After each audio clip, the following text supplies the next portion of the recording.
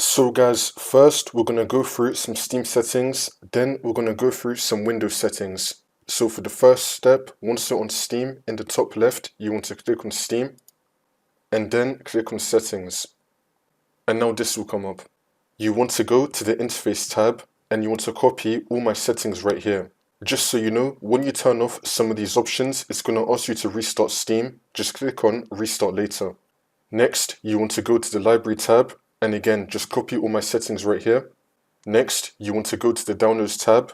Make sure that your download region is correct, the region closest to you, and you want to copy the rest of my settings. I'm going to scroll down, and here's the rest. Just copy all these settings. Once you do all of that, you want to find Clear Download Cache. Click on Clear Cache. This will clear your local download cache and restart Steam. You will need to log back into Steam again. So click on Confirm. It's then going to restart Steam and sign you out. Then you want to sign back into Steam. And that will be it for the Steam settings. And now for the Windows settings, you want to go to Search and type in Game Mode Settings. Click on it. Now once you run this, make sure you have Game Mode turned on.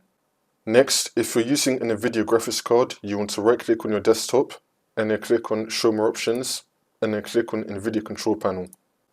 You could also download the NVIDIA Control Panel from the Microsoft Store. And now once we're here, you want to click on Adjust Image Settings with Preview, set this to Performance, and then click on Apply. Next, go to Search and type in Edit Power Plan. Click on it. Once you're on this, you want to click on Power Options on the top, and then select High Performance. These are the best settings to increase your Steam FPS and boost your performance.